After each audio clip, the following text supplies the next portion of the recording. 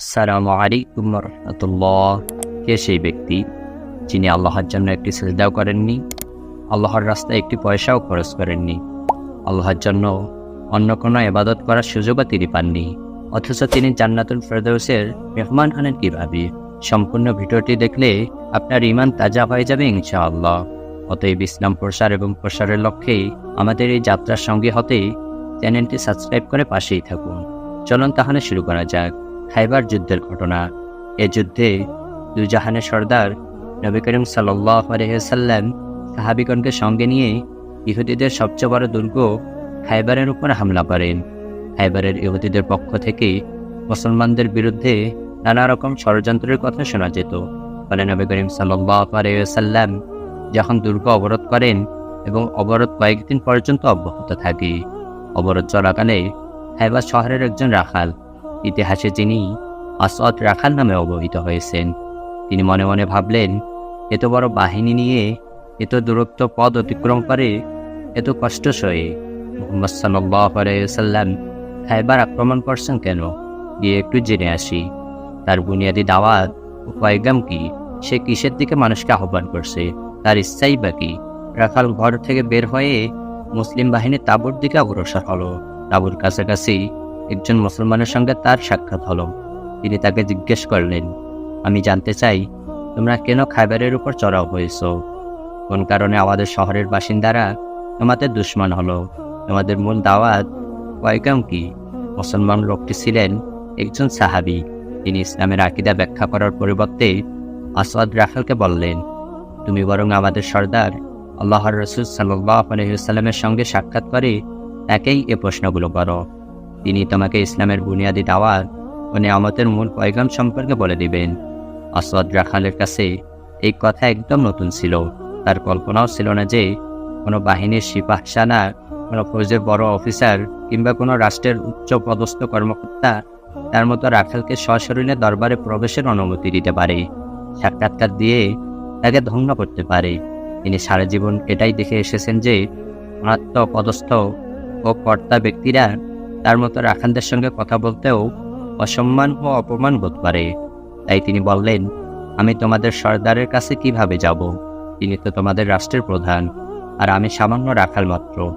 উত্তরে সেই সাহাবী বললেন, আমাদের সর্দার নবী করিম সাল্লাল্লাহু আলাইহি ওয়াসাল্লাম গরিবদের প্রতি অত্যন্ত সহমর্মী ও আন্তরিক। তার মজলিসে ধনী ও গরিবের মাঝে, শাসক ও প্রজার মাঝে, নেতা ও কর্মীদের মাঝে কোনো পার্থক্য নেই। রাখাল লোকটি খুবই অবাক হলো। নবী করিম সাল্লাল্লাহু আলাইহি ওয়াসাল্লামের সঙ্গে সাক্ষাতের উদ্দেশ্যে সামনে অগ্রসর হলো। নবী করিম সাল্লাল্লাহু আলাইহি ওয়াসাল্লামের খিদমতে উপস্থিত হয়ে ভয়ে ভয়ে দুরু দুরু মনে জিজ্ঞেস করল, আমি আপনার কাছে জানতে চাই আপনার মূল দাওয়াত কি? আপনি কেন এই অঞ্চলে এসেছেন? নবী করিম সাল্লাল্লাহু আলাইহি ওয়াসাল্লাম উত্তরে তাকে খুব সংক্ষেপে তাওহীদ সম্পর্কে বোঝালেন। আসওয়াদ রাখাল যখন তাওহীদ সম্পর্কে অবগত হলো, সে জিজ্ঞেস করল, যদি কেউ এই বিশ্বাস গ্রহণ করে আপনার সঙ্গে সামিল হয়ে যায় তাহলে তার লাভ কি হবে? তিনি বললেন, যদি তুমি এই বিশ্বাস গ্রহণ করে ইসলামের ছায়াতলে আশ্রয় নাও তাহলে তুমি আমাদের ভাই হয়ে যাবে, তোমাকে আমরা আমাদের বুকে জড়িয়ে নেব।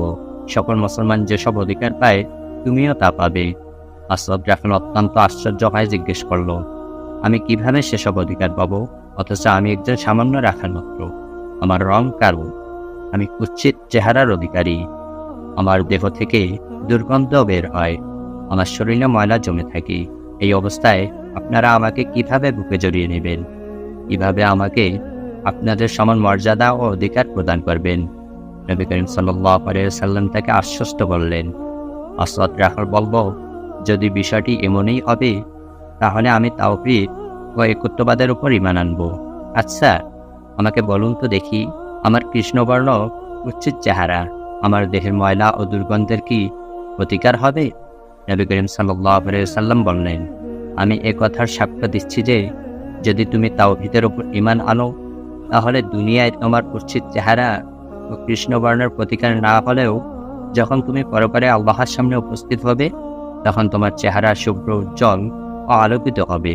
সুবহানাল্লাহ।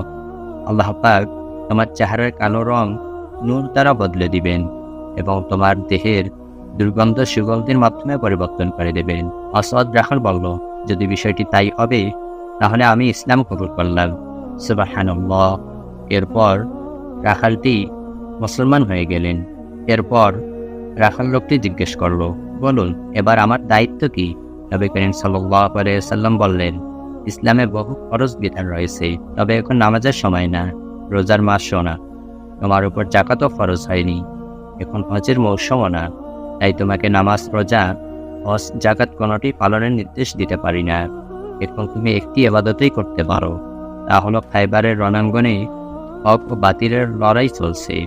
আল্লাহ তাআলার রাস্তায় ইসলাম ধর্মের অনুসারীরা তাদের প্রাণকে উৎসর্গ করছেন। এই মুহূর্তে তোমার দায়িত্ব হলো জিহাদে সামিল হয়ে যাওয়া। আসওয়াদ রাখাল বলল, আমি যদি এই যুদ্ধে শহীদ হয়ে যাই তাহলে আমার প্রতিদান কি হবে? নবী করিম সাল্লাল্লাহু আলাইহি ওয়াসাল্লাম বললেন, আমি তোমাকে এ বিষয়ে জামানত দিচ্ছি যে যদি তুমি এই জিহাদে শহীদ হয়ে যাও তাহলে আল্লাহ তাআলা তোমাকে সোজা জান্নাতুল ফেরদাউসে পৌঁছে দেবেন। সুবহানাল্লাহ। তোমার চেহারা উজ্জ্বল করে দিবেন, তোমার দেহের দুর্গন্ধ সুগন্ধি দিয়ে বদলে দিবেন। সুবহানাল্লাহ। অতঃপর তিনি যেই বকরিপাত সঙ্গে নিয়ে এসেছিলেন, রাসূল সাল্লাল্লাহু আলাইহি ওয়াসাল্লাম সেগুলোর ব্যাপারে বললেন, যেসব বকরি তুমি সঙ্গে নিয়ে এসেছো এগুলো অন্যের, আগে এগুলো ফেরত দিয়ে এসো। চিন্তা করে দেখুন, যুদ্ধের ময়দান, শত্রু বাহিনীর বকরির পাল, তিনি বকরিগুলো শত্রু এলাকার বাইরে নিয়ে এসেছেন। ইচ্ছা করলেই তিনি বকরির মালকে গনিমতের মালের অন্তর্ভুক্ত করে নিতে পারতেন, কিন্তু তিনি যেহেতু এগুলোকে আমানত হিসাবে নিয়ে এসেছিলেন, আর আমানত প্রত্যাবর্তন করা নবী করিম সাল্লাল্লাহু আলাইহি ওয়াসাল্লামের অন্যতম গুরুত্বপূর্ণ শিক্ষা। তাই নবী করিম সাল্লাল্লাহু আলাইহি ওয়াসাল্লাম তাকে বললেন, বকরিগুলোকে কেল্লার দিকে তাড়িয়ে দাও, যাতে এগুলো শহরের অভ্যন্তরে চলে যেতে পারে, মালিকের হাতে গিয়ে পৌঁছতে পারে। সে মতে তিনি বকরিগুলো শহরের দিকে তাড়িয়ে দিলেন। এরপর তিনি জিহাদে সামিল হয়ে গেলেন। দীর্ঘক্ষণ লড়াই চলল। যুদ্ধ শেষে খায়বার বিজয় হলো। নবী করিম সাল্লাল্লাহু আলাইহি ওয়াসাল্লাম শহীদদের লাশ দেখার জন্য বের হলেন। শহীদদের লাশের মাঝে আসওয়াদ রাখালের লাশটিও পড়েছিল। যখন লাশটি রাসূল সাল্লাল্লাহু আলাইহি ওয়াসাল্লামের সামনে আনা হলো, তার মোবারক চোখ অশ্রুতে ভরে উঠল। তিনি বললেন, তিনি এক আশ্চর্য ব্যক্তি, এমন এক ব্যক্তি যিনি আল্লাহর জন্য একটি সিজদাও করেননি, আল্লাহর রাস্তায় একটি পয়সাও খরচ করেননি, আল্লাহর জন্য অন্য কোনো ইবাদত করার সুযোগও তিনি পাননি, কিন্তু আমি দেখতে পাচ্ছি তিনি সোজা জান্নাতুল ফেরদাউসে পৌঁছে গিয়েছেন। আমি দেখছি আল্লাহ তাআলা তার চেহারার কৃষ্ণবর্ণকে নূর দ্বারা বদলে দিয়েছেন, তার দেহের দুর্গন্ধ ও ময়লা আবর্জনা সুগন্ধি দ্বারা সুরভিত করে দিয়েছেন। সুবহানাল্লাহ। এ হচ্ছে সাহাবীদের ঈমানের দৃষ্টান্ত। আজকের ভিডিও এই পর্যন্তই। ইসলাম প্রচার এবং প্রসারের লক্ষ্যে আমাদের এই যাত্রার সঙ্গী হতে চ্যানেলটি সাবস্ক্রাইব করে পাশেই থাকুন।